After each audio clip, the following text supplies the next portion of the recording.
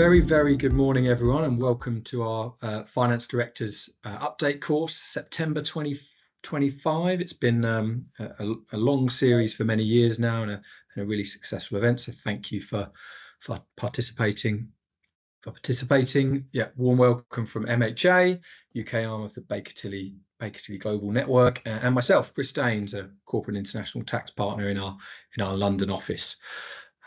Before we get into the detail of the session, I'll just run through a bit of housekeeping. Just the obvious disclaimer and key points. Please don't take anything from today as bespoke advice applicable to you.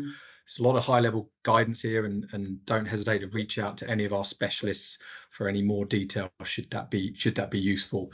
And Emma, who's coordinated everything in the background, has put the LinkedIn profile of all our speakers, so you can connect with them during or after today's session to follow up as appropriate.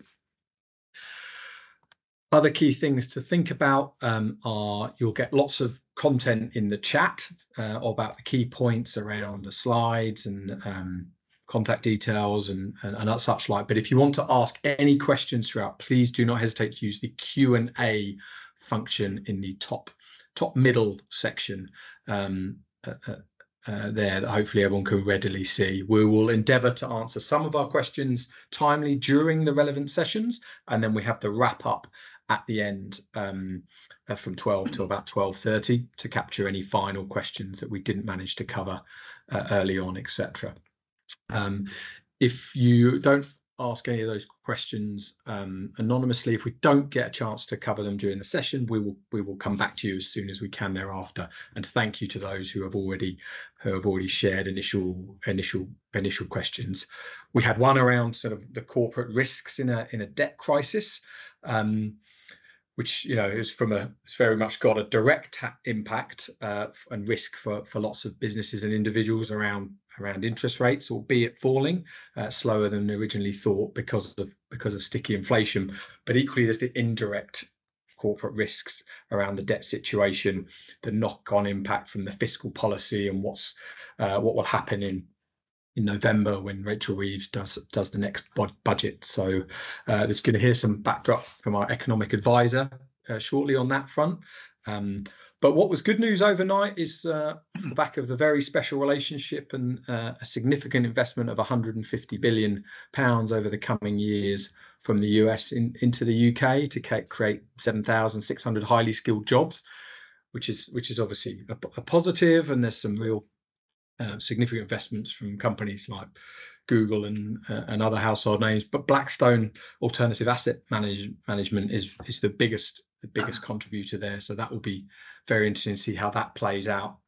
Those jobs are supposed to impact the whole of the country, which will be great to hear, but on a backdrop of some real fiscal challenges, it will be interesting to see how that plays through in growth for the economy, etc. Okay, so as most of you will be aware, there'll be 3 hours of relevant CPD. Please make sure you fill out the feedback form at the end. That is a requirement for Emma and the team to share with you the CPD certificate. So please don't forget to do that. And you've also got the link there as well for what will be needed. So on to our planner, our panel, who's going to talk you through all the plethora of content we've got planned for today. Really excited to hand to Jo Nellis shortly so that we can hear the economic background and then go through all the different taxes and the impacts that can be impacting you personally and corporate wise before we go into the financial reporting update and such like. So there'll be lots of insights to share over the coming 3 hours or so. Scheduled a couple of well-needed coffee breaks for people during, as you can see here, and look forward to covering as much content as we can, as many questions as we can during the session as we can. Okay, so moving on to some of the kind of backdrop to these sessions as well.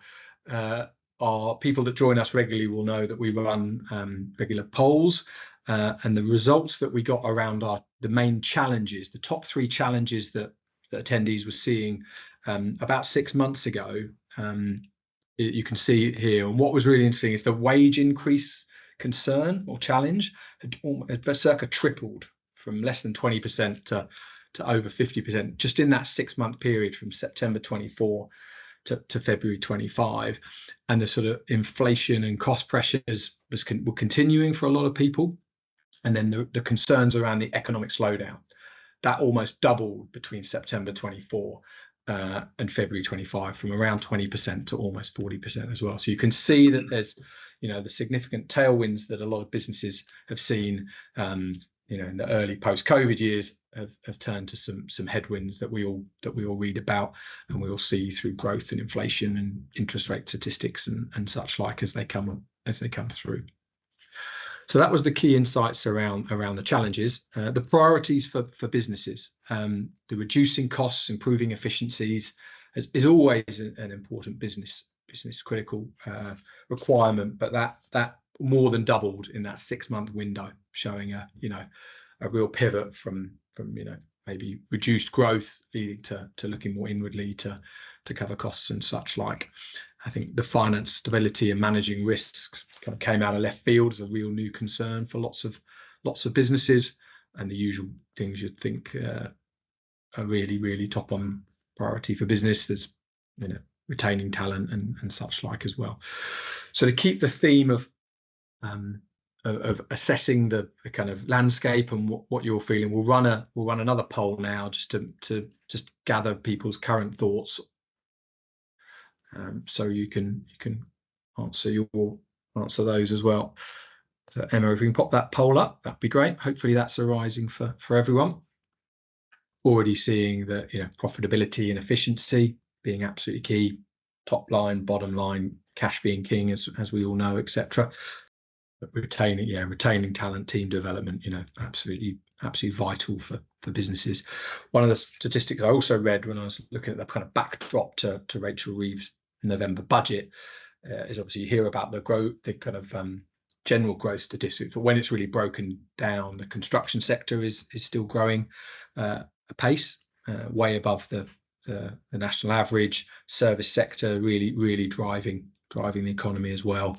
But in the goods production manufacturing sector, there was some sort of mini signs of recession and reduction in growth and such like, which is one to watch, and I'm sure a concern for many people who've joined us today.